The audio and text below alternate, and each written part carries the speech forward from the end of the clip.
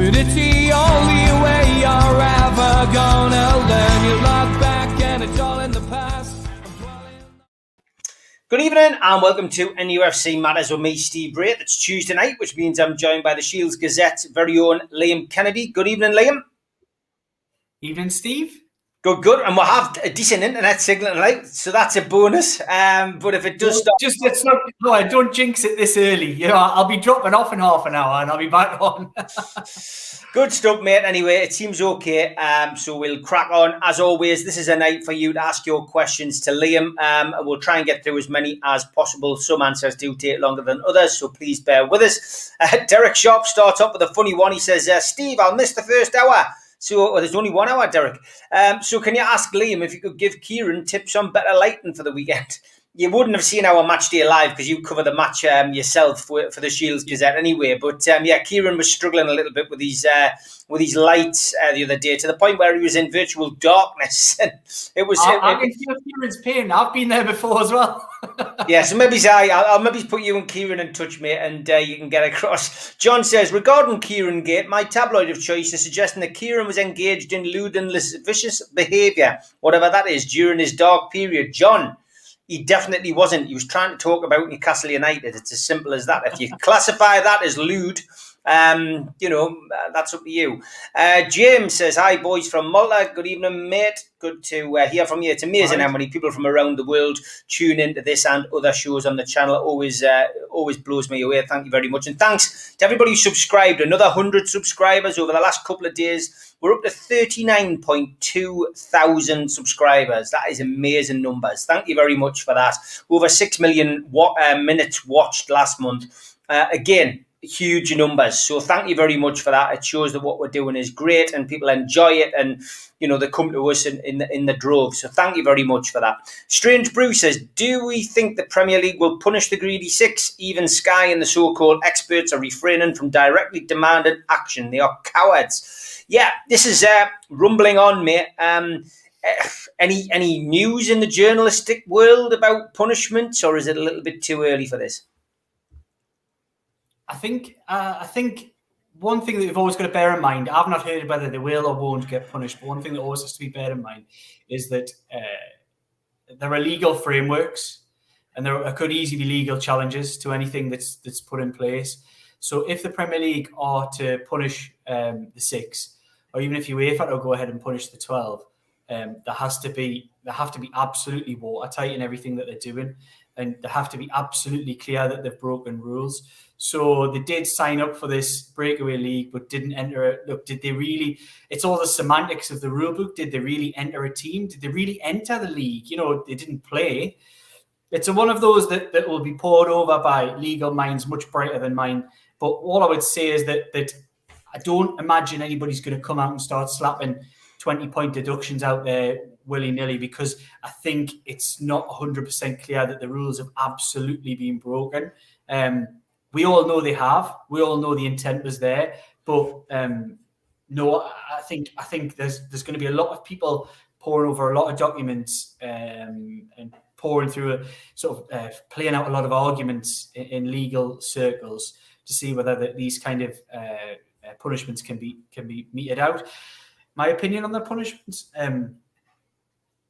I think some of the people on this show over the last week or so have probably hit the nail on the head. I think some kind of voting sanction. I heard the guys talking about that on Friday night, and I think that was quite a sensible way of limiting power.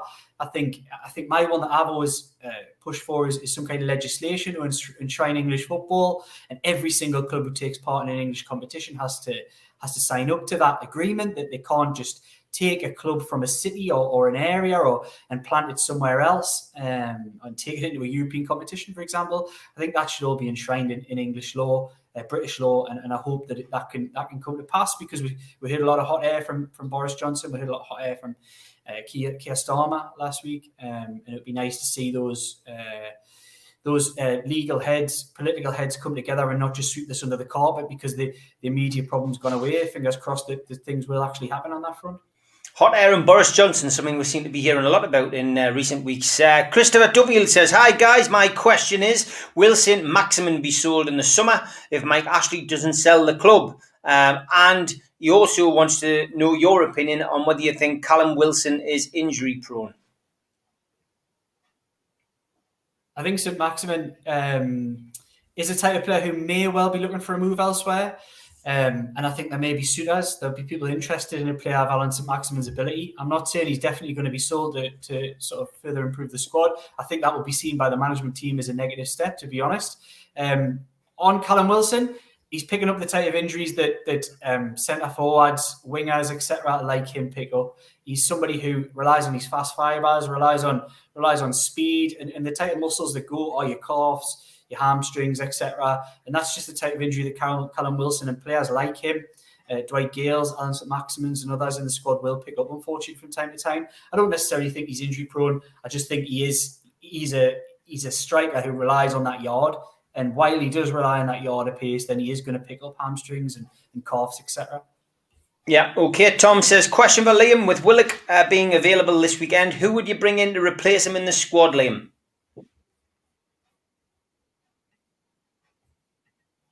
For me, I think I've talked about this in a piece today. Actually, I think there is potentially a bit of a midfield balance problem in the Newcastle United side. I think Miguel Almiron is badly placed in the midfield. I think he's doing a really solid job. He can't fault his work rate, but he just doesn't suit playing that box to box deeper role in the midfield. Sure, Longstaff's come in and done well. I would suspect Joe Willock could probably be breathing down the neck of one of those two if Arsenal weren't the opposition this weekend. John Joe Shelby, we all know he's got his problems. I'm not a fan. I don't think many people out there really are fans. I've seen enough of him to know that he isn't the answer to any question at Newcastle United. But who do I bring back into the squad? On the bench, I'm looking at Elliot Anderson, and I'm probably looking at Matty Longstaff. Those are probably the two that I would imagine will jump onto the bench. And given the position that Almiron plays, I'm potentially even leaning towards Ants. Yeah, internet's starting to slow down, Liam. You're getting slower. There's too much of a gap, mate. Do you want to go back to your usual place and I'll run through the sponsors? Yeah. Okay, I'll do that. Okay, whilst Liam goes and sorts his internet out, I will run through a quick thank you list for the sponsors. Big shout out to Spider VPN for your internet security. They have been with us for the last 3 months. Great to have them on board. Big thank you to the lads, Nathan and Gareth down there. Thank you very much, lads.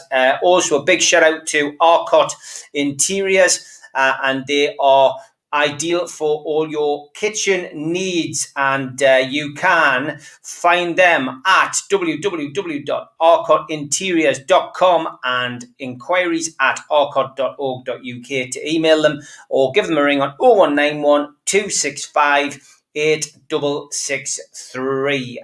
Also, a big shout out to John at qtechshop.co.uk, the makers of pool tables and snooker tables in Wallsend in Newcastle. And also a big shout out to John at Jab Signature, who makes all of our flyers. And if you're a first time visitor to the channel, welcome and please subscribe. Just hit the subscription button, which is down in the bottom right hand corner, the little Newcastle Legends logo. Hopefully we'll be doing some events very, very shortly.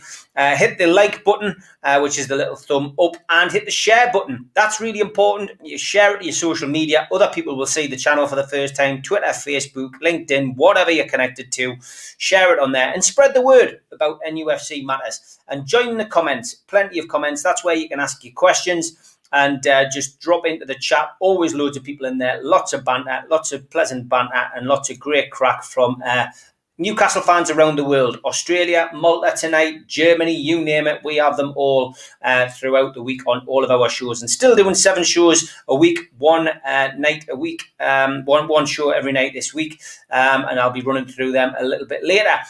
Talking of events, this is still going ahead. Saturday, the 4th of September is the new date. Anyone who had tickets for that date on there, 23rd of April, 2021. It's now the Saturday, the 4th of September. And I'm guaranteed, after speaking at the theatre this morning, that as long as there's no major changes, this will be going ahead. Cracking night. Tommy Wright, Kevin Scott, Lee Clark, Steve Howie, Keith Gillespie, Liam O'Brien, Darren Peacock, John Beresford, Rob Lee, and Super Mac Joe Allen and John Gibson also involved, as well as myself, and a few of the panelists from the different shows will be along there. And you can buy your tickets on Voucher and on Groupon. So just look for An Evening with Newcastle Legends. Jump on there and you'll be able to pick up some tickets for as little as £39. So well worth having a look. Let's make that a really big NUFC Matters night. But it should be a cracking one. There'll be lots of chances for you with the VIP tickets to meet all those players as well. So well worth coming along. I'll be plugging that a little bit more, and we'll be doing a few ticket giveaways for the standard tickets, getting a little bit closer to that date. Right, now that Liam's back and he's all sorted, let's get back to the questions. Craig says, hi guys, how much more crap can the Saudis and the Rubens and Amanda Staveley take from the media, spreading more crap about Jamie Rubin donating money to the Prime Minister? Yeah, Takeover, Liam. Doesn't take long to get round to it. Yeah, I mean, there's been more mudslinging. We're waiting for the big interview, which of course is MBS is going to be doing a Q&A in Saudi, and we've got Al Walid standing by, to bring us any information on that at the drop of a hat. But yeah, look, it does seem as if there's been a lot going on in the newspapers recently, mate. And there's also a question from Colin. He says, evening guys, after Friday's show, has Mr. P spoken to you yet, Liam, and can you tell us yet? So, yeah, I mean, obviously Keith Patterson alluded on Friday that this week might be a big week for some reason. Round it all off, has he spoken to you? And just about the media coverage, some of the biggest detractors of this takeover have started mouthing off again. Some of the journalists, some of the pundits, they've started having a pop again. Some of those who don't want to see this takeover go through have started, spreading negativity throughout the Twitter sphere. Give us your take on the last 7 days as far as this NUFC takeover is concerned, and what Mr. Patterson said on Friday night. So I'll start with the detractors. Look, I think Newcastle United fans are well versed now. They know what to expect from the usual suspects. And I think people should, if they haven't already, have really worked out what that filter is at the moment. People say they're giving balance to takeover talk. It doesn't already look, if it's not fact, it's not balance. Unfortunately, that's just not the way things work. And we don't need uninformed opinions. We need facts. That's effectively what we need. On the MBS thing, before I come on to conversations with Keith, the MBS thing I think is a bit of red herring. I don't think the chairman of PIF, as he is, and Crown Prince will be talking about that at all. I don't think he'll talk about the Newcastle United takeover one bit. And there are reasons for that. I don't see the reasons as to why he would talk about it. It's not what the Q&A is set for. Having spoken to sources in Saudi Arabia, it's just not. There is a little bit of discontent. There's problems with the culture, the old and young. There's issues with there's gaps in the market in terms of the finance. They've got fiscal issues because of COVID, because of the oil price. It's going to be a lot about that. It is not going to be about Newcastle United takeover. So anybody expecting any news, I really wouldn't sit there holding your breath for it. With regards to the conversation with Keith, yes, I spent a very, very good day with Keith yesterday. Went to meet him. We had sort of 5-6 hours, had lunch together, chatted over a few things. I'm not in a position to say anything on that front at the moment, but I'm a journalist, and I think the people who watch this program probably respect my judgment, and I would say it's a pretty big story. We're not in a position to release anything yet. It's got to be right. It's got to be correct. It's got to be checked off. It's got to be okayed. So the story's written. So the story's written, Liam. There's a slight. They'll be surprised by the news. Yes, the story is effectively written. Everything's ready to go, ready to press the button. We're just waiting on some okays, some yes and no's and checks and balances.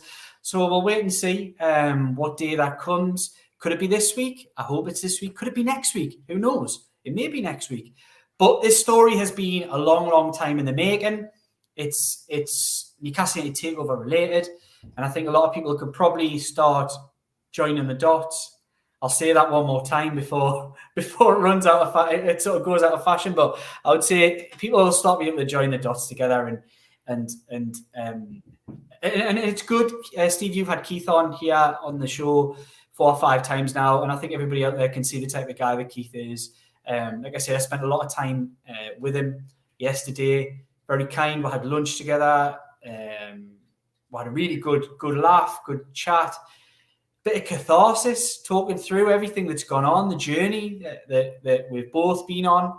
There's been some bumps in the road. There's been a lot of positives along the way. And ultimately, some people like him, some people don't.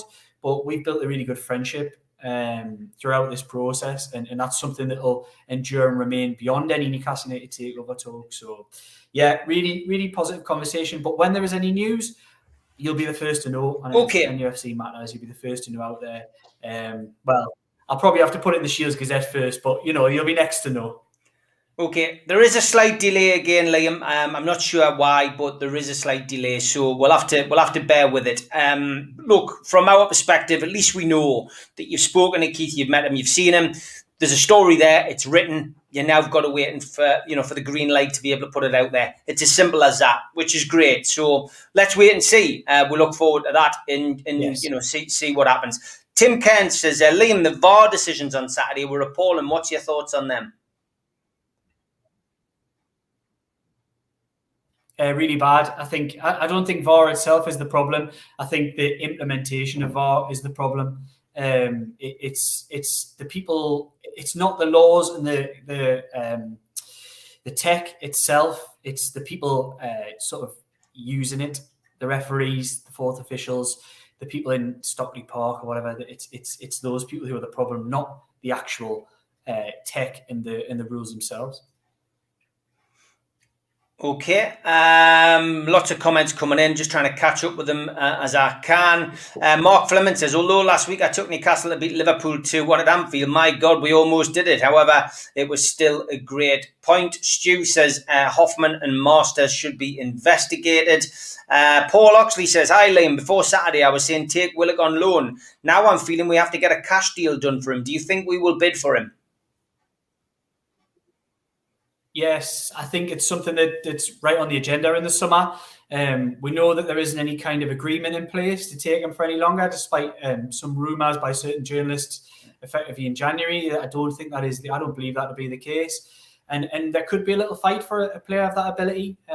He's a lad who can score goals. The way he makes runs into the box late from midfield remind me of Gini Wijnaldum. Really, just it's a good knack to have, and going back beyond that, you're looking at players like Kevin Nolan, Robert Lee, and the king of those kind of late runs into the box, particularly with his head, was like Gary Speed. He's got that kind of ability in him. Just seems to be in the right place at the right time and times those runs perfectly. I think he's going to be an expensive player.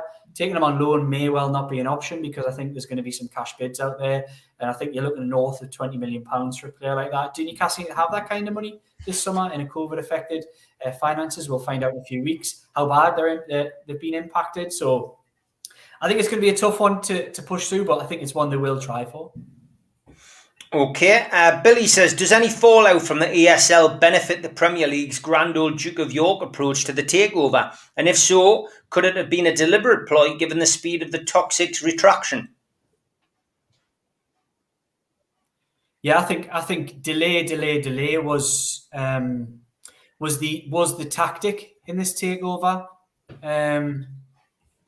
I've seen a lot of things. Heard a lot of information with regards to this takeover, and everything that's out there pretty much is bang to rights. It's true, and the Premier League tried their very, very hardest to make sure that this Newcastle United deal was pushed right to the end, until the deal actually ran out. They tried everything, delay tactics in the process. And it stinks. It absolutely stinks. They did not want to make a decision on this takeover. And anybody, listen out there, anybody who tells you otherwise, it's hot air. It genuinely is hot air because the Premier League were obstructive throughout this process, particularly going back to the spring, early summer months last year. Toon Mad says, hey lads, Liam, do you think when Carroll has finished playing, do you think the club will keep him about in a coaching role? I think he's got a good head to keep around the squad. What's your thoughts on that? Yeah, I think he's somebody that might well be kept around. I know he's somebody who's come up back to the Northeast, settled in really well. wants to stay in the area, has really embraced life in the area. I see he's been going for swims in the sea and Instagram. He's taking meals out, coffee shops, all that kind of thing. He's really immersed himself back into a way of life in the Newcastle area. And I think it's somewhere that he wants to stay. I think he can add value because he's a good character. He may have been a daft lad when he was younger, but he's a good character around the place now. So, yeah, I think it's somebody that may well stay on. Okay. Jeff says, what's your lads' thoughts on Henry Winter's piece on the Big Six? We're having input to the EPL meetings before the other teams were at the meetings. Last 40, apparently. What's your take on that? Absolutely stinks. Absolutely stinks. It really does that this kind of behaviour was going on. I mean, we've seen Boris Johnson this week describe ESL stuff as cartel-like behaviour, and this kind of just further underlines that. And that's the thing that we all need to sort of look at is how much were the Premier League executives complicit in this? We don't know. Hoffman, Masters, etc. And how much were they, even if they weren't complicit, how much were they sympathetic to it? How much did they allow it to sort of just fester? But one thing that I've learned over the last 7 days, especially since the collapse of the ESL, is that there has been a growing resolve among the other 14. That's something that didn't exist before. The other 14 almost allowed themselves largely to be trampled over, particularly prior to Project Big Picture. And I don't think that's the case now. I think they've seen that there's wolves in the, foxes in the hen house, as it was described. I remember last summer, they're within already. Never mind letting them in, letting the Saudis in, they're already in. They were already in there all along. And the Premier League have known that. And the other 14 now are not allowing that to take control of agendas and business in the Premier League, which can only be a positive thing for everybody. Yeah, I would agree, mate, 100% on that. And next one is, it's quite a bizarre question, this, from Spenny. He says, Liam, he says, do you know when the sun's going to be out? Because I promised the lads I'll do a live video from my hot tub. It could be racy, couldn't it, Spenny? Matty Kelly asks that question we've been asked many times before. Has arbitration begun yet? Not to my knowledge. Not to your knowledge. Okay, we'll keep asking that question. I'm sure it'll start one day. Paul Oxley says, Almiron was terrible against Liverpool. I called that on the matchday show. I'd bring Matty into the squad. Lots of questions about Keith and what he said. We'll clear that up earlier on. Chris Dutton says, hi, fellas. Do you think that Masters and Hoffman's positions at the Premier League are untenable now? And do you think they will be removed? I think they are absolutely untenable. Chris, thanks. It's a really good question. And I think everybody's focus should be on the executives at the Premier League. And I think it'd be really interesting. Everybody else needs to know out there. Newcastle United fans have been shouting from the rooftops since May last year that there was something wrong with the Premier League. The Premier League said this decision would take a month. Again, anybody who tells you the Premier League never said that, even if the Premier League say it themselves, it's all hot air and it's not true. Don't believe it. The Premier League said this would take a month, in and around a month, and it didn't. It took a long time. They delayed and delayed and delayed. Gary Hoffman came in June.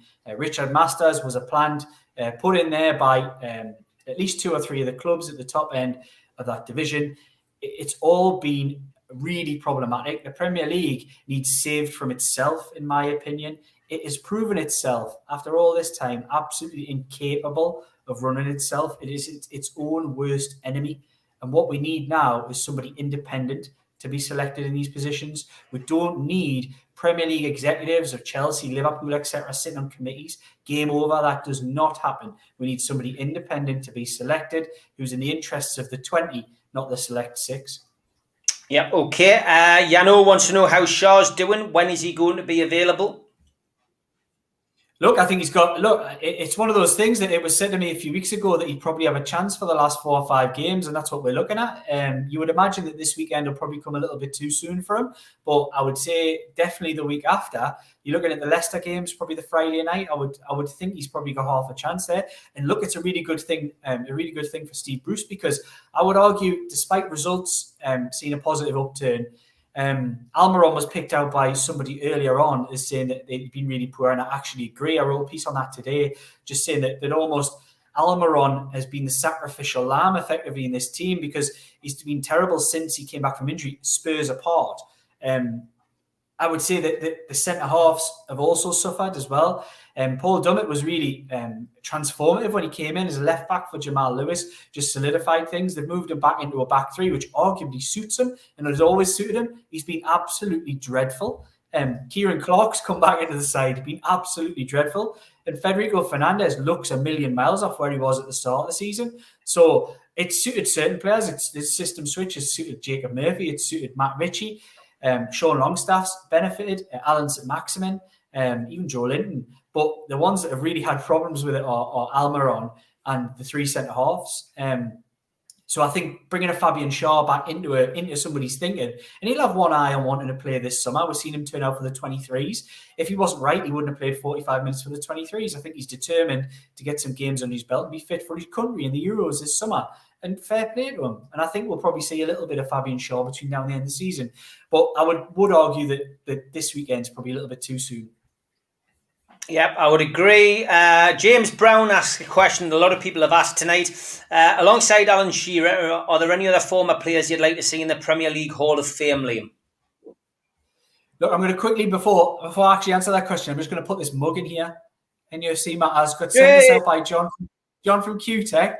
He sent a couple of T-shirts as well. I'll stick a little photo on me Twitter feed later on. But yeah, you can get your mugs and all that kind of thing. Great merchandise. Support the NUFC Matters cause as well.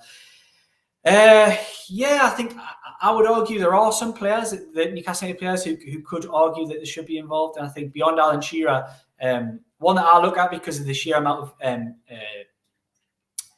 appearances that he had for a number of clubs, Leeds, Everton, Newcastle United, others.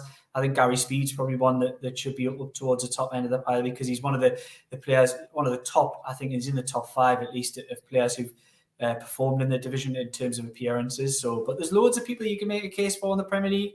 God, Andy Cole, the goals he scored, Les Ferdinand, the goals he scored, David Ginola, an absolute maverick, fantastic footballer, plenty of others as well down the way. So yeah, I think there's plenty of people Newcastle United players will be brought in over time. I seen Rio Ferdinand talking about today. He's just a bitter, odd bloke, him, like totally odd.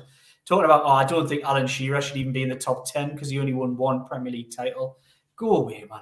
Honestly, somebody should just shut him up. Totally shut him up. He just talks absolute rubbish.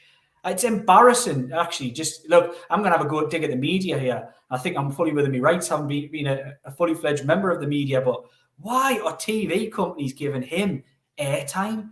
Why are they giving an absolute idiot? He's not even smart. He never picks apart a game. You'll see Neville, you'll see Carragher, you'll see Alex Scott, you'll see people like on the BBC, you'll see them talk with intelligence about football, talk about tactics, talk about he just talks absolute rubbish. He literally couldn't lace half of them's boots. Fantastic footballer, don't get us wrong. But honestly, he just needs to shut his trap. Yeah, good advice. Simon, he's saying, Liam, not going to ask too much to give the game away, but are we waiting for the Premier League safe to be confirmed, then the go-ahead for the takeover? Look, Simon, I can't say with any definitive, I can't give you a definitive answer that that's what the Premier League are waiting for. Honestly, cannot. Second guessing what the Premier League are trying to do is really difficult if you're looking at it on a positive stance. If you're going to try and second guess what you think they were probably doing last year, as I said earlier, it was just delay. No way did they want to make a decision on this, and they were only after protecting the interests of a very select few of their members, not the full amount. Yeah, Bill saying, I thought Keith said Liam would divulge the story. No, he said he would share the story. He would give Liam the exclusive. That's what he said. So from our perspective, we know now that they've sat for 6 hours yesterday. It's a hell of a long time. So we know that something's coming. But as you say, these things have to be double-checked, cross-referenced, and permission has to be given. So we'll wait and see with interest. I don't even know what it is. So it will be interesting for us all. John says, Liam, vital question. When looking at ownership and separation in the arbitration, will they use English or Saudi rules? What's the difference? I've actually had this debate with a few people, and I'm not a legal mind, so it's really difficult for me to answer. But in Saudi rules, they're the only people effectively in their laws. They're only people who can effectively tell you whether it's separate or not. And it's written in their laws that it is totally separate. And that's accepted by a lot of people around the world. It's accepted by a lot of big organisations, but it's not accepted by the Premier League. And is that okay to do? I'm not a legal mind, so I could end up giving my opinion on this and walking down an avenue that can be totally shot down by somebody with a legal mind. I think they probably have to take it as gospel, but could they challenge that? Does it apply in this country? There probably are organisations who operate in this country who do accept it as a totally separate entity. There was proof given that it was a totally separate entity. That was ignored. It was ignored by the Premier League, totally ignored. It was fingers in the ears.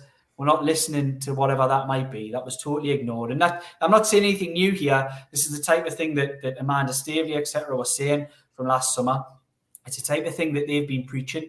They told everybody that it was Tottenham, it was Liverpool. They told everybody that there'd been no red flags. They told everybody that the Premier League were trying to delay.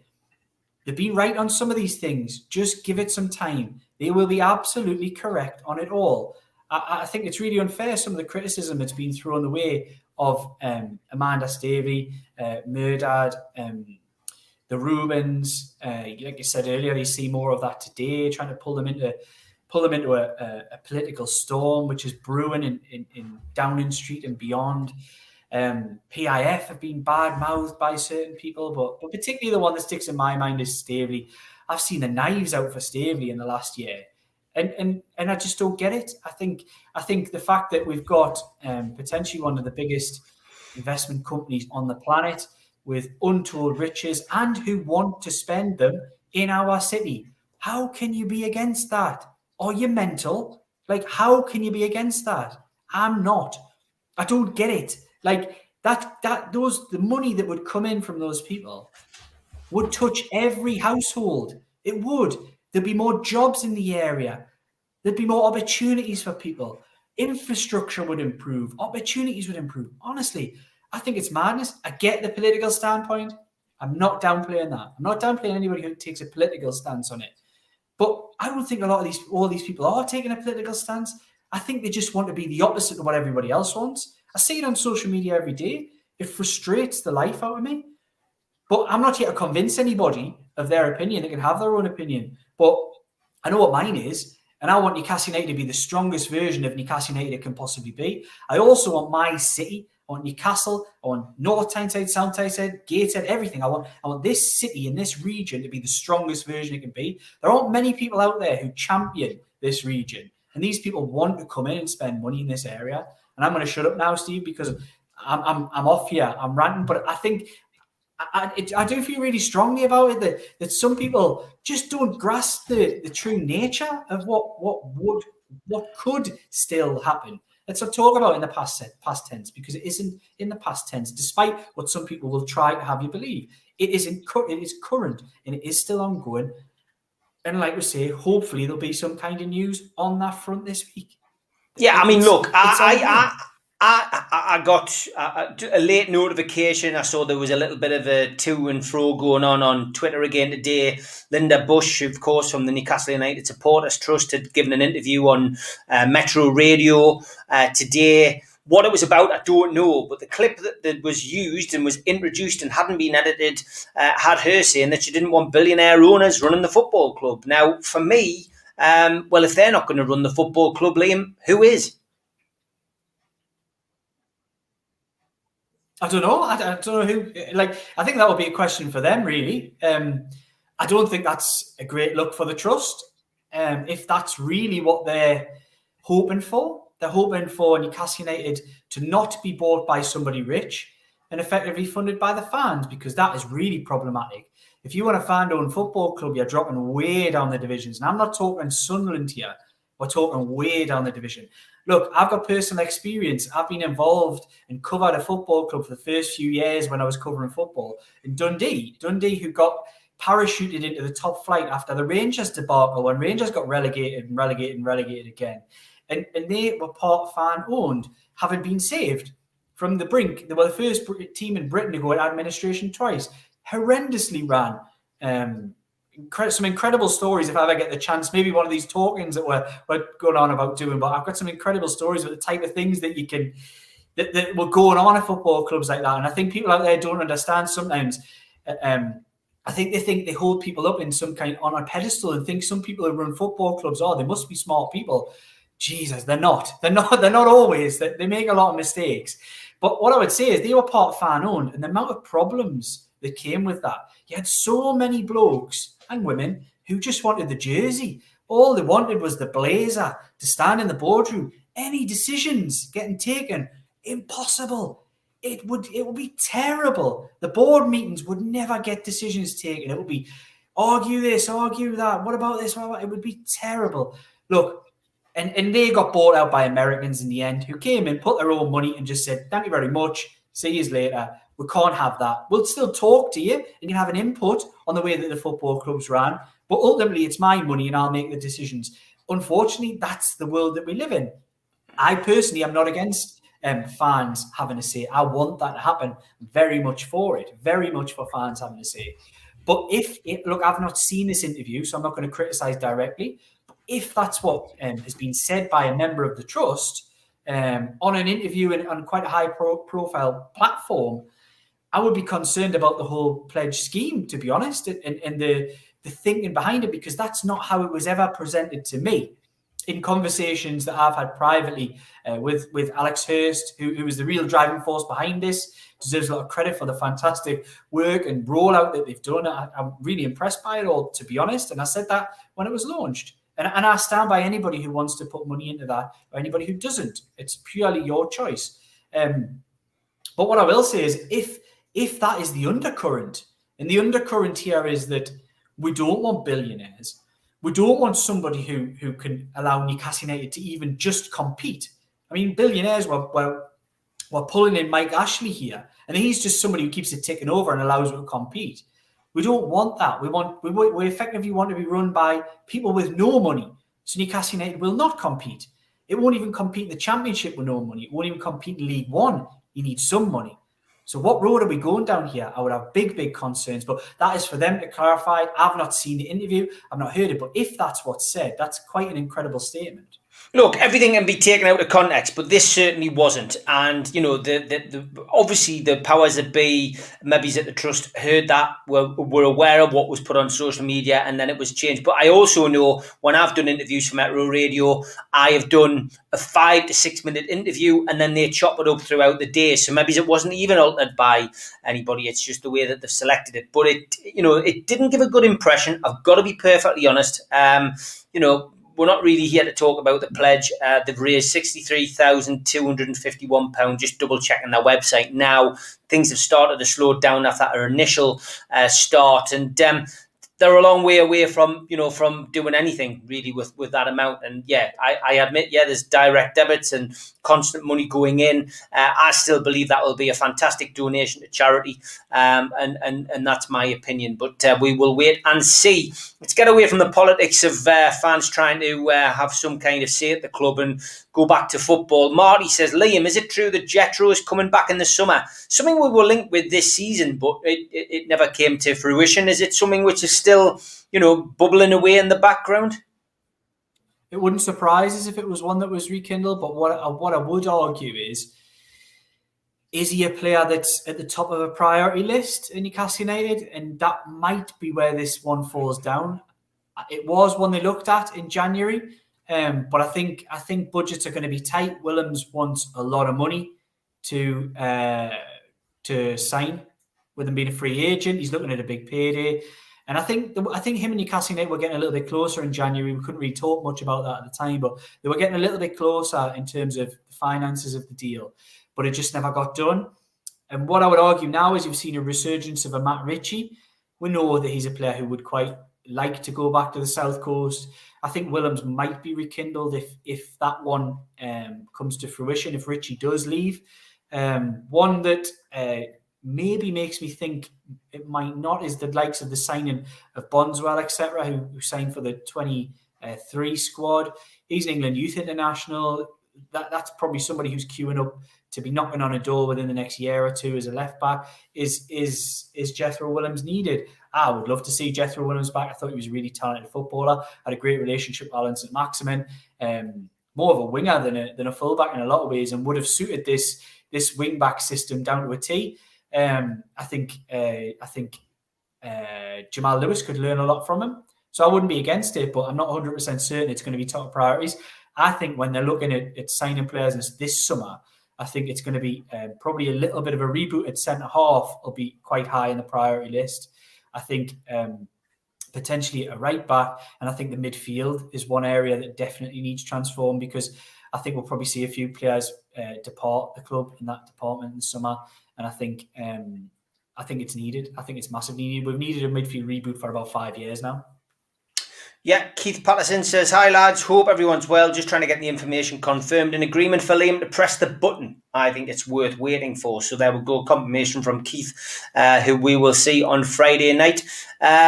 Just to say that wheels are in motion, I suppose. Newcastle United 1892 says, dare we say it, but did Mike Ashley get it right by sticking with Bruce? 8 points from the last 4 games since the Brighton debacle.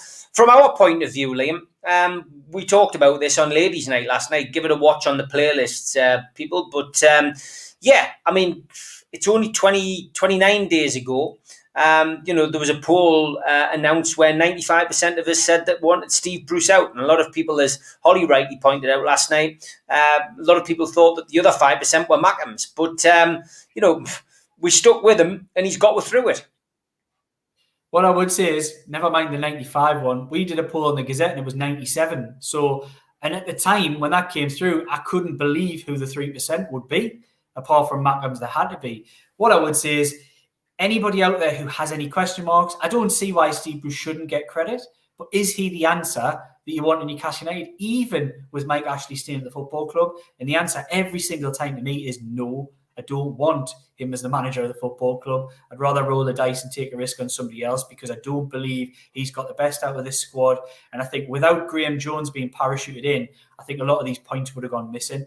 I think the tactical, I think it was throwing Graham Jones in was like throwing a cat among the pigeons tactically. Well, he was the only one with any tactical nous. And I think there needs to be a serious hard look. If Mike Ashley's still in charge in the summer, there needs to be a hard look at who is involved in the coaching of this football club. Is his money being well spent on Steve Agnew? Is his money being well spent on Stephen Clements? If Graham Jones has come in and had this kind of impact, that is the type of questions that I would be asking if I was in Mike Ashley's position, even if I was minded to keep Steve Bruce.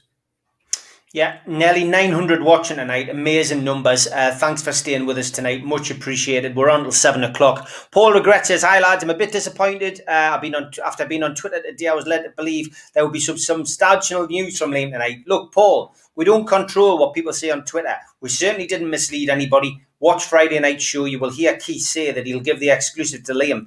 But, Liam has to abide by journalistic rules and legal rules. And the story is there. It will come out at some point, and Liam will be the one to break that exclusive. So wait and see. All good things come to those who wait. Paul Oxley says, the NUST has raised 60,000. Keith has spent more than that on a legal bill. Yet these run to Newcastle United. Yet these people want to run Newcastle. No chance. Understandable that you would say that. Stu says, the fact that Manchester United have a £4 billion price tag and it's taken Mike Ashley 10 years to get a £300 million bid shows a club with ambition and a club without. I agree with a lot of what you say on there, Stu, sometimes, but I don't agree with that. Manchester United are not a club run with any kind of Manchester United-like ambition. It's an embarrassment the way that's run, really. If you're a Manchester United fan, you should be equally as angry at having the likes of the Glazers. Forget the ESL stuff. The Glazers, as we are with having Mike Ashley. Yes, of course, it's a totally different sphere. But as a football club, the amount that Manchester United have regressed, the amount of debt that they've built up, by basically, they're a joke of an ownership, the Glazers. And I don't think we're alone here in having bad owners. There's a lot of bad owners about. There's some quite good ones. You look at the likes of Brighton who build sustainably, etc. But if you're talking about Manchester United, they're not a club with a massive amount of ambition. And it's look, I've got no sympathy for them either. You know what I mean? I would love to have 10% of their success over the last 25, 30 years. But at the end of the day, it's probably not the one to hold up as the bastion of positive owners who have had a positive impact on the city, on the club, on the country, and the league. I would look at others more so. I would look at maybe Manchester City as somebody like that. Look, they've had their problems with PR, etc., and regime criticism. But if you look at a foreign owner who's come in and really immersed themselves in the area, built the infrastructure in the area, and improved everything to do with the football club and parts of the region, then I think Manchester City are the types you should be looking at. Yeah, okay. Chris Cowan giving another side of the coin and trying to put into place what he says that Linda said on Metro. He says, her fans are tired of billionaire owners. NUST board member Linda Bush points out the pledge scheme is a means to protect from rich owners who don't care about the club. He says that is different to being against billionaire owners. Look, I've retweeted the interview. Have a listen to it.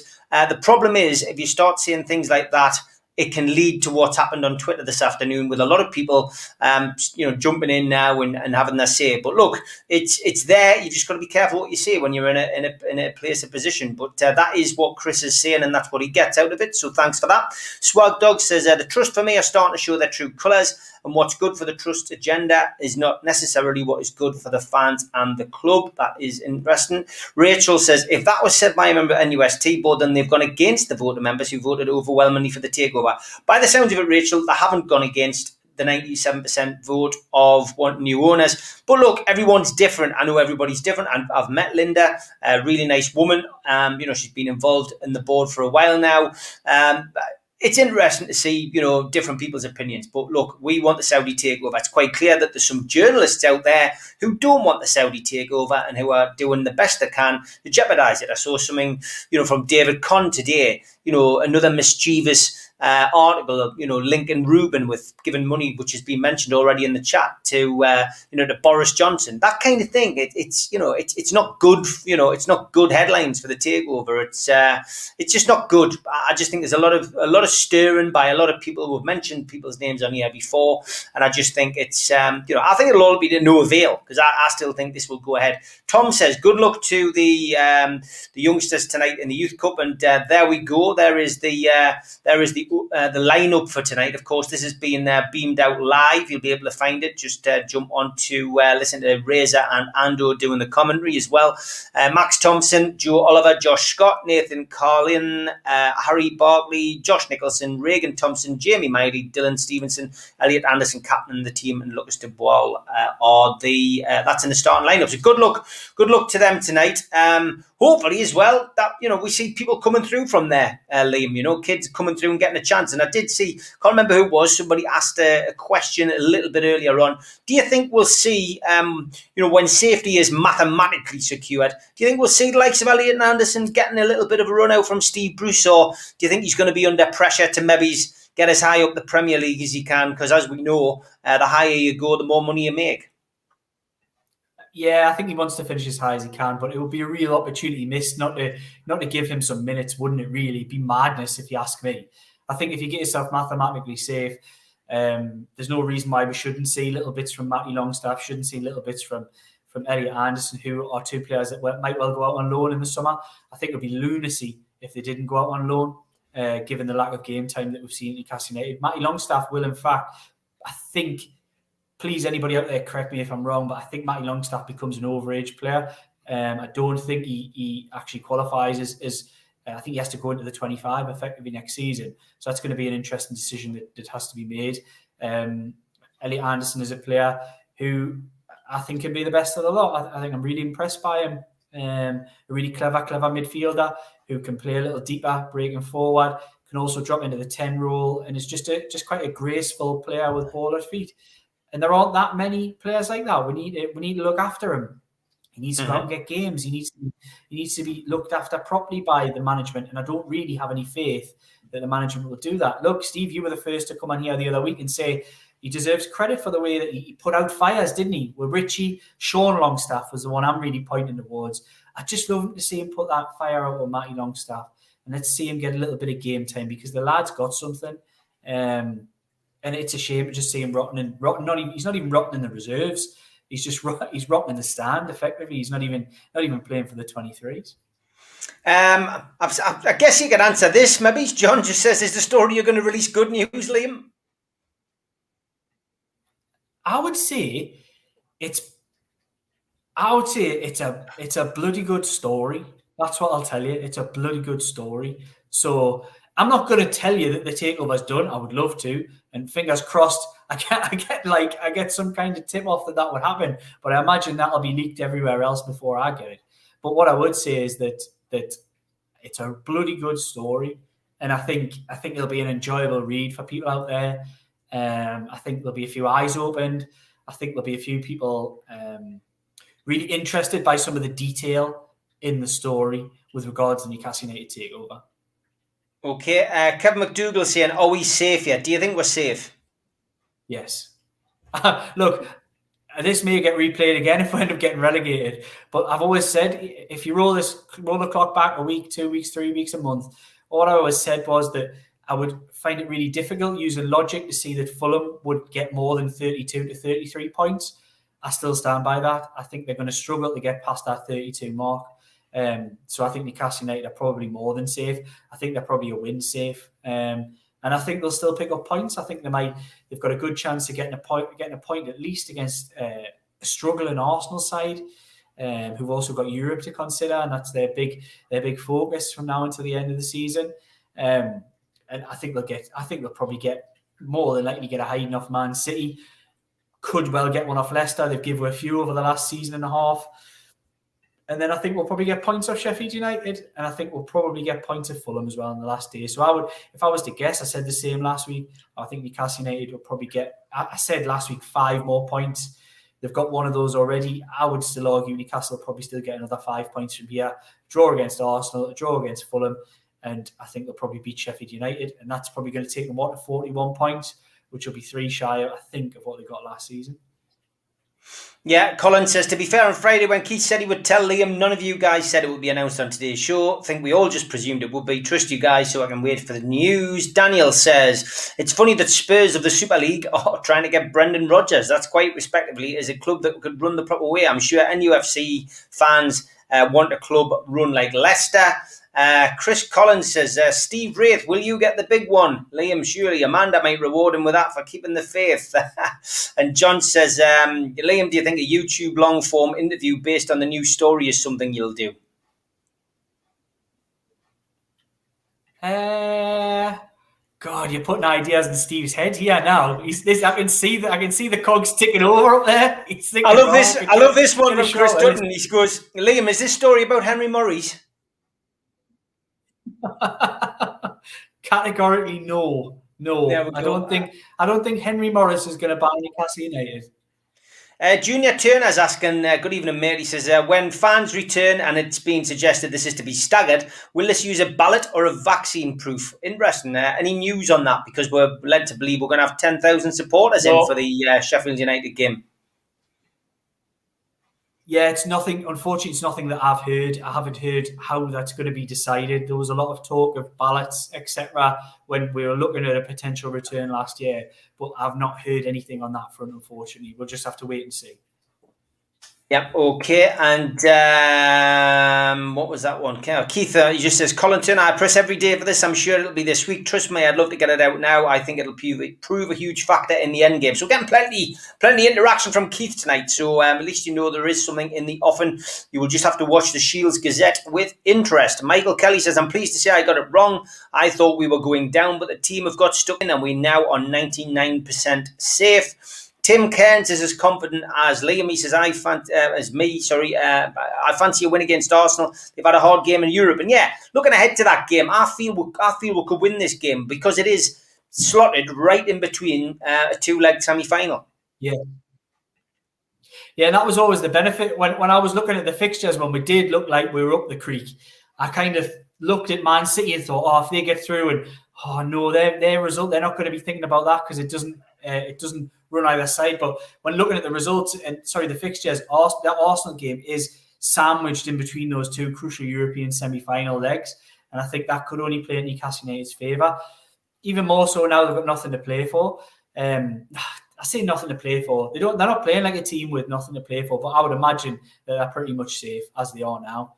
But yeah, I agree with that confidence. I think there's no reason why Newcastle United play like they did against Liverpool, defend a bit better, of course, but play like they did against Liverpool, and I think they've got half a chance of beating Arsenal. Yep, okay. John says, let him answer, Steve. Long form interview would be fascinating. I'm sure you'll come on, Liam. I'm pretty sure I did let him answer, John. But yeah, I mean, if you know, I guess we could do a 20-minute special if you come on with the news after it's been printed, of course. I think Keith will want an invite too. Yeah. Okay, well, that's it. We'll get Keith on as well to discuss it, which would be good.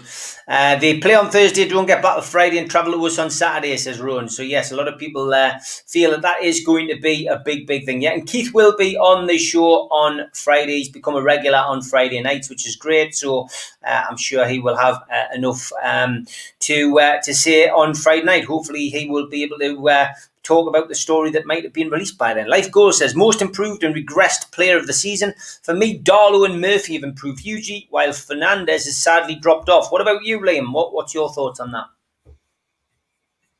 that? Good question. What I would say about Fernandez, I think it's a little bit of an unfair assessment.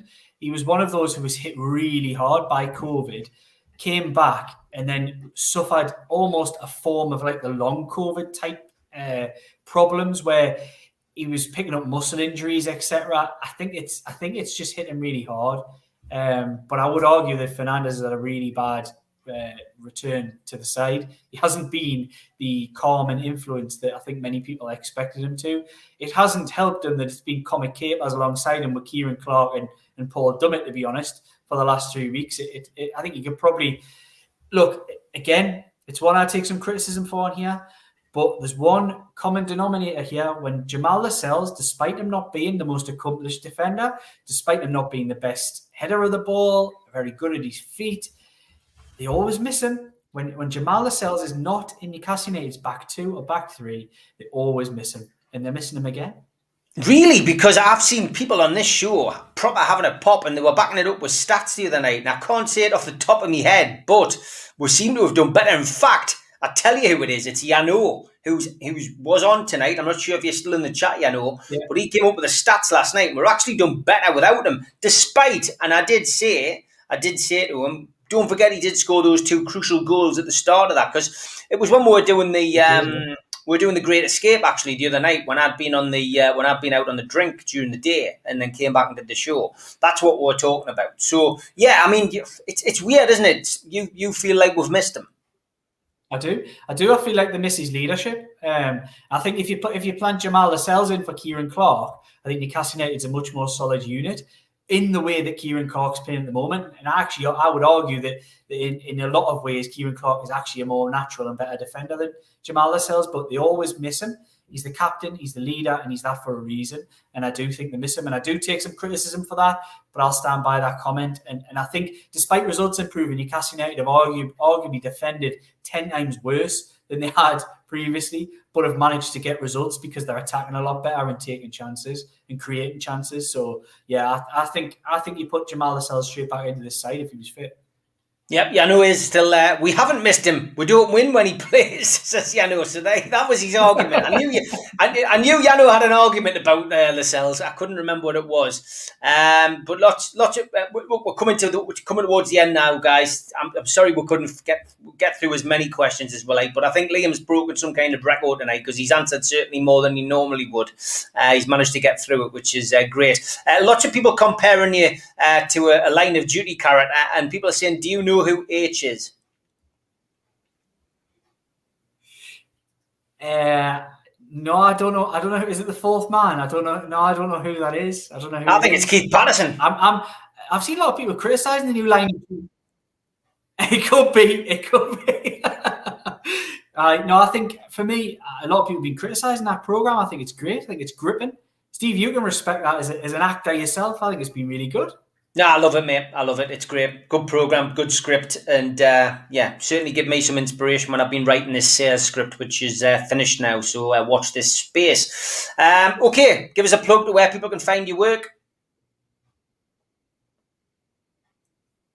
Yeah, little thing down here when it pops on is at Liam J. Kennedy 23. That's where you'll find us on Twitter. If you like what I do, I work for the Shields Gazette.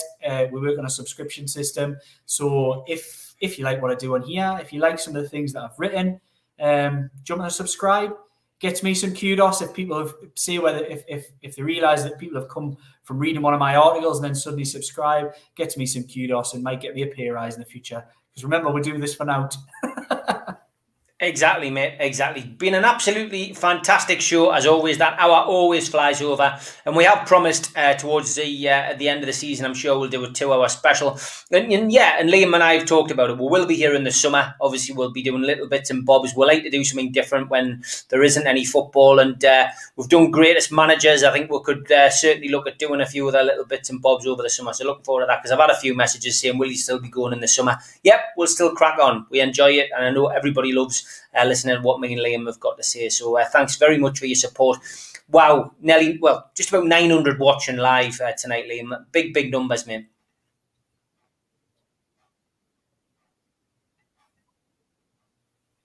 No, quality, and whenever underestimate, whenever take for granted the people out there, like, it's really, really good, and I've loved it. I've been on the show now, probably the best part of 13, 14 months now with you, Steve, and it's been every step of the way has been really enjoyable. I've loved every moment of it, and it's you guys out there watching, it's your comments, it's your social media interactions that keep me coming back, and I really enjoy it. So much appreciated to everybody out there taking the time to listen to me and Steve waffle on for an hour every Tuesday night. And if you've never tried it before, please come and watch the Retro Show tomorrow night, 6 till 7. It's the one that probably doesn't get as many numbers. Maybe it's because people don't like to go back in time, but we often give the fans and people in the chat the chance to pick the games that Newcastle have played against a certain team. Tomorrow night, it's Hull City. This has been difficult. Tom Dixon gave us that task. So Hull City is the team tomorrow night, 6 o'clock. 7. Join me, George Mitchell, Neil Mitchell, Steve Wilkinson, Steve Hasty, and Stu Penman as we look back on that. We always pick celebrity fans. We pick players that played for Newcastle and Hull. Look back at memorable games. Looking forward to that. Thursday night, we'll see me and Supermac and Gibbo chewing the fat and looking ahead to the game against Arsenal, of course, one of Malcolm's old teams. Friday night, of course, will be 3 Amigos night. And Saturday, as we've got no game Saturday, I'm back with Mick Lowe's. Mick's back on the show on Saturday afternoon at the early time of 1 o'clock. And then we'll have Match Day Live against Arsenal on Sunday. Don't forget, if you missed Ladies' Night, you can catch up with that on the playlist. Well worth a watch. Some great points by Lily and by Holly. And as always, there is other content on the channel. Please give a watch to this one. It's a 1-hour special with Darren G. Found him a very interesting character, but well worth a watch as part of my true crime podcast that I do. So well worth a watch. Darren G, if you've got an hour spare and there's absolutely no on the telly, give that a watch. It's well worth it. Liam, look forward to seeing you next week, mate. And don't forget, mate, give your old mate a ring if you get any news off Keith Patterson about what this exclusive is. Will do, mate. See you next week. Enjoy the Ben's football tonight. Come on, Newcastle.